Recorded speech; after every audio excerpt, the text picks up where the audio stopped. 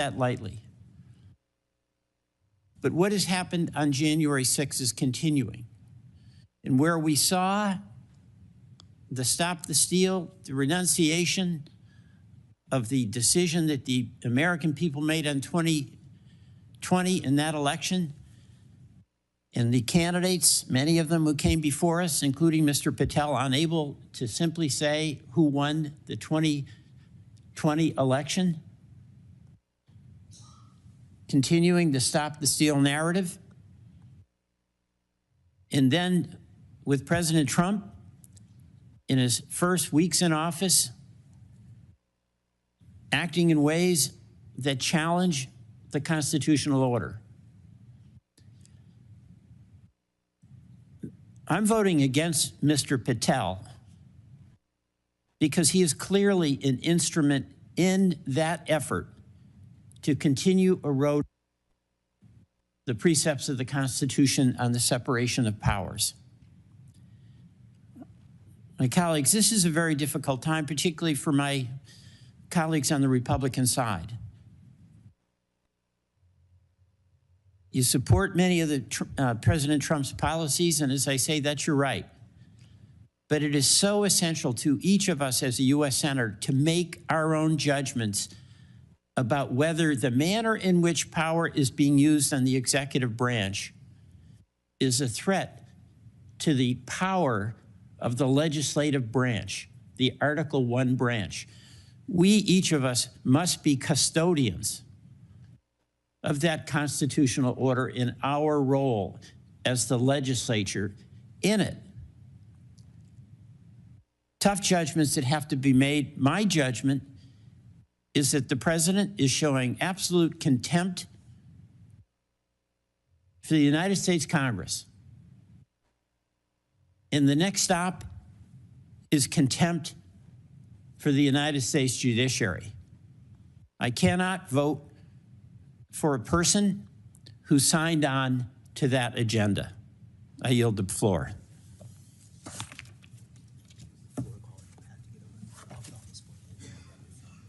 Okay.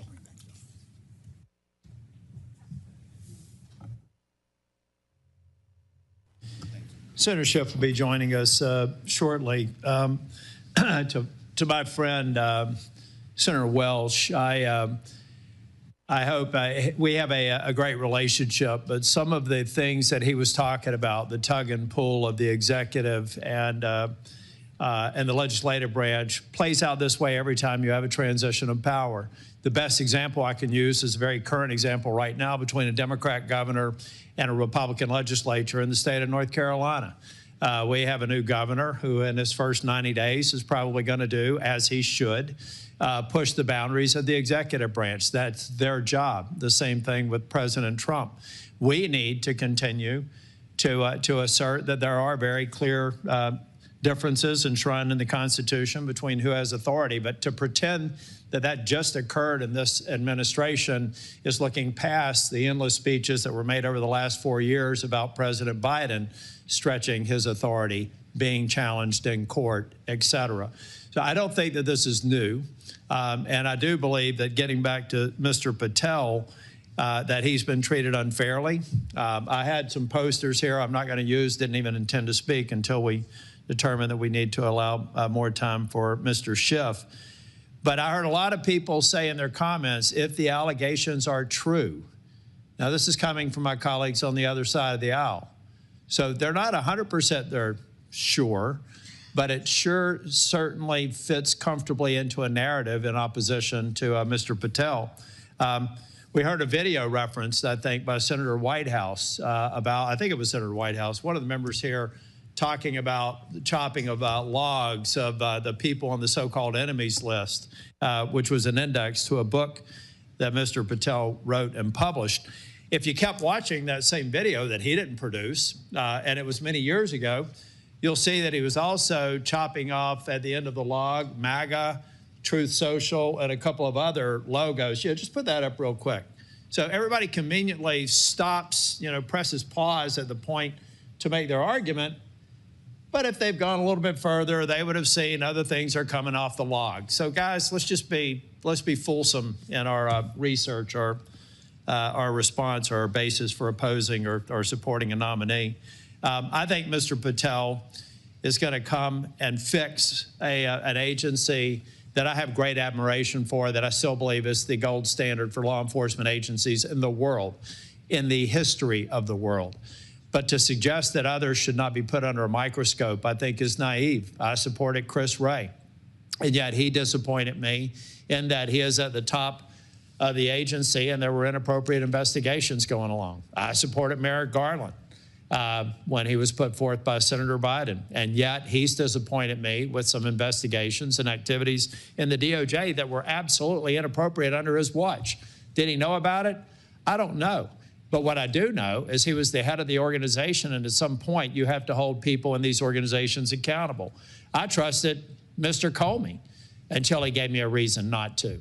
So for people to think that we should keep the FBI as it is and not question some of the politically motivated activities, whether a Democrat or a Republican is in power, are either being naive or just waiting for the opportunity when that slant is in the favor of their own their worldview. I, for one, want the FBI to do the job it does very well and nothing more, never to be motivated by political retribution. I said yesterday to a nominee, this needs to end. The political physics of for every action there's an opposite and equal reaction is what is tarnishing the reputation of the finest law enforcement agency recognized that way worldwide, and we can do better. There were other people that were saying that Mr.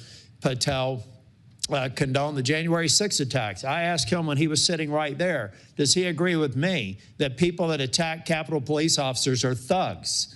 And he said that if he were asked by the president to have given pardons to those thugs that attack Capitol Police officers, that his recommendation would have been no.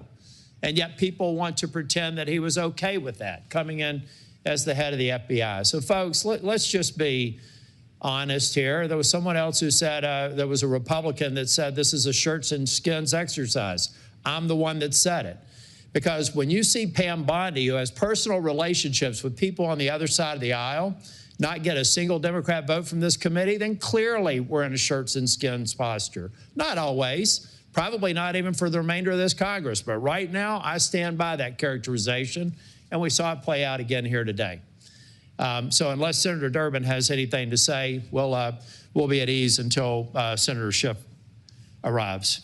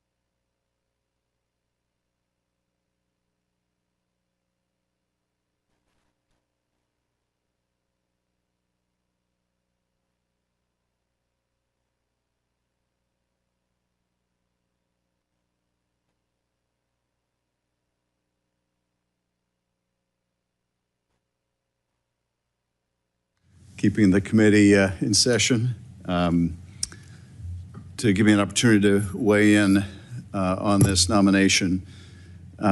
Before I address Mr. Patel, I do want to address the continuing narrative about the weaponization of the DOJ, the supposed weaponization of the DOJ over the last 4 years, because to me it represents the most vigorous reinvention of history.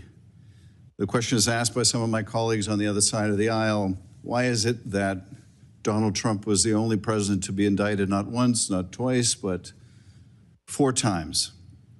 And isn't this, by definition, a double standard, a treating of this president differently because no other president in history has been indicted so many times? Well, the one doesn't fall from the other. Yes, this president was indicted more than any other president in history because this president committed more crimes than any other president in history. And let's look at what he was indicted for, because we can't just talk about this in the abstract. He was indicted for inciting a violent attack on the Capitol to stop the peaceful transfer of power. And yes, he's the only president ever to be indicted on those charges because he's the only president to have incited a violent attack on the Capitol. That doesn't mean a double standard was applied to Mr. Trump. It means the rule of law was applied to Mr. Trump. Indeed, the fact he was charged was a vindication of the rule of law, that we are a nation of laws, not a nation of men. It was an affirmation of that principle, not its abrogation.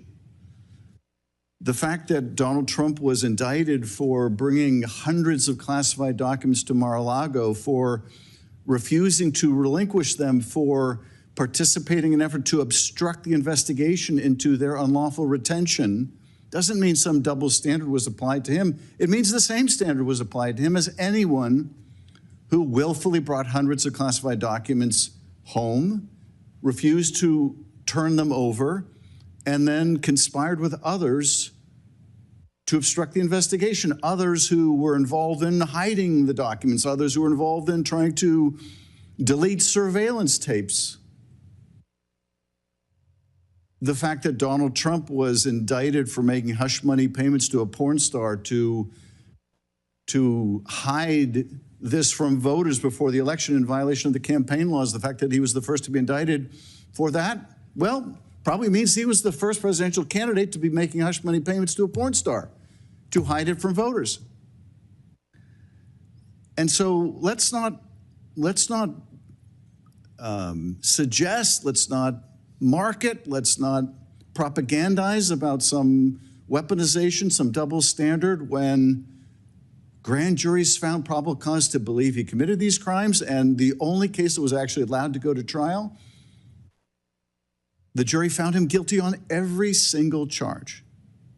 Now, my colleagues on the other side say, we have to restore confidence in the Department of Justice and the FBI because the public has such low confidence in them. Well, yes, of course the public has low confidence in the department. The department has been trashed by the former and now current president for years. Of course, with that kind of circular logic, there's a low opinion of the department and the Bureau because it's been trashed for years. And why has it been trashed? Because the people of the Department of Justice and the FBI had the audacity to believe what we were saying. That is, there is one standard for the rule of law. It applies to everyone equally. It even applies to the high and mighty. It even applies to the President of the United States. I've worked with the FBI since I was a prosecutor more than 30 years ago. They're the finest law enforcement agency in the country. I don't think they have any near peer. They are the best of the best. And to see what they're going through now with this purge, this witch hunt, is just awful for such dedicated public servants. And it's not just, as many of my colleagues have been emphasizing, it's not just that they were assigned cases they had no discretion about taking. Yes, that's true. But it's not just that. It's the fact that these cases were also deeply legitimate cases involving people who violently attacked this building, including, by the way, a prosecutor named Emil Bove, one of the guys leading this witch hunt. It was just revealed at the Southern District of New York, where he was working at the time, was one of the aggressive prosecutors working with the FBI on these January 6 cases. Now, he's the guy helping to lead the Inquisition in the FBI, the purging, the witch hunt. So this is what we're doing to the FBI right now. Now, Kash Patel was asked in committee, and he was asked after committee. We've already talked about what he was asked in committee. Let me just read the questions I asked him for the record and his answers. And bear in mind, this is just a few days after his testimony, or immediately after his testimony, and I asked, it has been reported that senior career officials across DOJ have been reassigned or fired since President Trump's inauguration. More than a dozen officials who worked on the special counsel team that investigated Donald Trump in 2 separate criminal cases were fired by Acting Attorney General James McHenry. Within the FBI, senior leaders were ordered to retire, resign, or be fired by February 3rd, 2025. Question, were you aware of these personnel moves before they occurred? Answer, not that I recall. Were you consulted by anyone at the White House, DOJ, or FBI about any of these personnel decisions? Answer, not that I recall. Have you had any conversations with the White House, DOJ, or FBI about these or other personnel moves at the FBI? Not that I recall. Okay, it's one thing if we're talking about events that happened 2 years ago or 4 years ago or 10 years ago. It might be appropriate to say, not that I recall. These were things, conversations he was asked about that happened days or hours earlier. He really doesn't recall whether he talked to people at the White House about firing people at the Department of the FBI. Are we really to believe he doesn't recall? And now, of course, we have whistleblowers who say that he was leading these firings, that he suddenly doesn't recall. That's just not the least bit credible that he doesn't remember. Of course he remembers. I don't recall, not that I recall. That's the language an attorney tells you to use when you want to perjure yourself, but you don't want to be caught in a perjury. This is who we're voting to make the director of the FBI, the guy who says, I don't recall whether I participated in ordering the firing of people. I don't recall. This is the guy who testified to this committee, I think, when Ranking Member Durbin asked him about his role in producing song with the people who attacked police on January 6th. I had nothing to do with the recording, he told us. Of course, we know because it was recorded. There he was on Steve Bannon's podcast saying, yeah, we took the recording in the studio, and yeah, we digitized it, we mastered it, we. And when he's confronted with this during the committee, he gives us the novel defense, we doesn't include me. We doesn't include me now. I don't know what's worse, the fact that Kash Patel wanted to take credit for making a song with convicted felons who attacked police officers, or wanted to take credit for something he never did, or he did it and he lied about it. But either way, it's pretty damning for anyone, let alone someone who would be the director of the FBI. This is a guy also who was called before the grand jury, first probably nominee for FBI director in history, called before the grand jury, refused to testify in a criminal case without getting immunity. Plead the fifth, demanded immunity. This is going to be the FBI director, a guy who won't testify in a case investigated by the FBI without getting immunity? A guy who has, I guess, stock options worth $1 to $5 million from a company financed by the Chinese Communist Party? And we still don't know what he did to earn $1 to $5 million from a company affiliated with the Chinese Communist Party, who made money from some Czechoslovak group, an arms conglomerate with ties to Putin. We still don't really know what he did to earn money from them either. This is really astounding that we are where we are. I've known Kash Patel since he was a staffer for Devin Nunes. He is not someone you would ever think of when you think of fidelity, bravery, integrity. Not when he was a staffer, not when he was in the Trump administration. In fact, the people who speak most damningly of Kash Patel are the people who worked with him in the administration. People like Bill Barr, who, for a lesser position, said over my dead body when asked about Kash Patel. It is just a tragedy for the FBI that it comes to this. I can't imagine the demoralization at the FBI and at the Department of Justice. The damage will be long, long standing. It seems my colleagues are determined to confirm him on the Senate floor. And to all those FBI agents I worked with over the years, to all that are there now that I've not had the privilege of working with, my heart breaks for what you're about to go through with leadership that you cannot respect, who has not earned your respect, who will not earn your respect. I know you will put your head down and do your jobs because you're professionals. I hope you stay at the FBI. I hope you don't leave, because if you're committed to the mission and you leave, then it's going to just leave behind people who are less committed to the mission. So I hope you'll stay. I hope you'll gut it out. I hope the same is true of the career professionals at the Department of Justice who are the subjects of a similar witch hunt. I spent almost 6 years in that department. I venerate that department. And we need the career civil servants, public servants who serve in both those institutions. But it will be a sad day indeed when we confirm the likes of Kash Patel, knowing what we are getting. We will have no one but ourselves to blame. Mr. Chairman, I yield back. I will close with this commentary. We've talked about and listened to people hypothesizing about Patel taking leads from the White House. We have plenty of evidence that the White House telegraphed to the Department of Justice about these prosecutions. We have Biden complaining that Garland didn't start soon enough. And then you have this coincidence of Trump announcing for re-election in December 2022. And then all of a sudden in 2023, you have 4 indictments. What a coincidence. Meeting adjourned.